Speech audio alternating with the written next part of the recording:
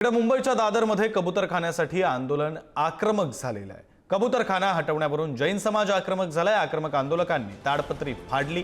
Police आणि आंदोलकांमध्ये झटापट सुद्धा झाली।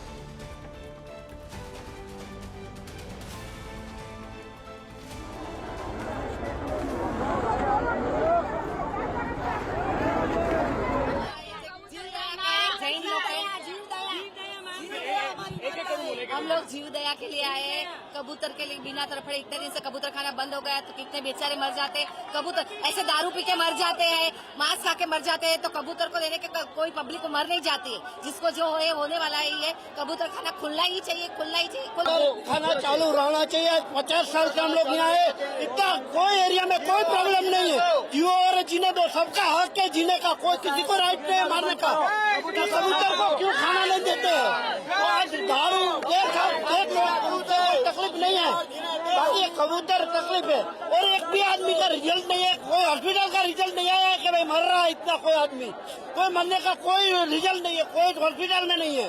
साहेब, आमच्या वडिलांचे जन्म इथे झाला, त्याच्या आधीचा हे कबूतरखाना इथे आहे। पण लोक जे म्हणतात ना, हा सगळ्या गोष्टीचा त्रास होतोय, याच्यामध्ये तुम्ही काय सांगाल? त्रास साहेब पहिल्यापासून आहे, 100% त्रास नाही झाला, आजच का त्रास होतो? त्रास झाला नाही पाहिजे। हे मूक पक्षी आहे, त्यांना खाना कुठे ना, ते जेवणार कुठे, खाणार कुठे? कुठेही मरतो, क्वचित माणसा कुठेही मरतो, असा काय नाही, इथेच मरणार असा नाही। एखादी वेळ केव्हा झाला असेल तसा काय नाही, बाकी असा काही नाही, त्रास नाही असं मी म्हणत शकत नाही। माझं म्हणणं असं आहे काय, इकडे 50 वर्षापासून माणसं राहतात, लेकिन आजपर्यंत कोणी आजारी पडले नाही। माझं असं म्हणणं आहे, महाराष्ट्र सरकार से निवेदन ये है कि कोई भी आदेश देने से पहले अगर इससे कोई प्रॉब्लम है तो उसको पर्यायवाची जगह उपलब्ध कराना चाहिए, ताकि कबूतर को किसी भी प्रकार को तकलीफ नहीं होना चाहिए। कबूतरखाना वाचवण्यासाठी आम्ही आलेलो आहे आणि त्यात पण बोललो बीएमसीची निवडणूक आहे, त्यामुळे चढाओढ चाललेली आहे। जैन धर्मियांची मतं कोण घेणार, त्यांच्यासाठी ती चढाओढ चालू आहे। तर तुम्हाला असं वाटतं निवडणुकीचा मुद्दा आहे 100%।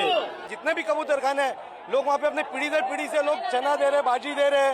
ये ऐसा कोई जैन समाज के पर्टिकुलर, हम लोग जैन समाज ने आगे आए, ये सबके लिए, ये हम हमारे लिए नहीं लड़ रहे। अबोध पक्षी है जिनको खाने पीने के लिए कुछ नहीं, उनके लिए हम लोग ये सब कर रहे हैं। इसमें हमारा कोई स्वार्थ नहीं है, ये जीवदया प्रेमी है, सबके लिए है। बोलूँ क्या मैं, सब कबूतर सबको प्यारा है, मुस्लिम लोगों को भी कबूतर प्यारा है, और ये लोग पाबंदी लगा रहे। आज ये हाईकोर्ट कर रहे हैं। अगर आज बाला साहब ठाकरे जिंदा होते तो क्या करते हैं ये लोग?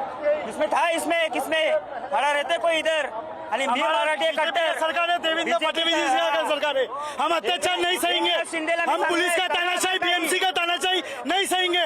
अगर जैन हिंदू समाज पर कुछ भी आ जाती है तो बजरंग दल और समस्त हिंदू समाज मैदान में उतरेगा। जय श्री राम, जय श्री राम, जय श्री राम। तर कबूतरखान्यांविषयी परिस्थिती मांडण्यासाठी समिती गठीत केली जाणार। गठीत केलेली समिती कोर्टासमोर परिस्थिती मांडणार आहे। कोणत्याही परिस्थितीत कबूतरखान्यावरील ताडपत्री हटवणार नाही। कबूतरखान्याजवळील आंदोलनानंतरही मुंबई पालिका निर्णयावर ठाम आहे। कोर्टाचा पुढील आदेश येईपर्यंत कबूतरखाने बंदच ठेवण्यात येतील। मुंबई महानगरपालिकेची या संदर्भातली नेमकी भूमिका काय आपण पाहूया। कबूतरखान्याविषयी कोर्टासमोर परिस्थिती मांडण्याकरता समिती गठीत केली जाणार। कबूतरखान्यावरील ताडपत्री महापालिका हटवणार नाही। कोर्टाने दिलेल्या नियमांचं पालन महापालिकेकडून केलं जाणार। कोर्टाचा पुढील आदेश येईपर्यंत कबूतरखाने बंदच ठेवण्यात येणार। कोर्ट जे आदेश देतील त्यानुसारच आम्ही कारवाई करू।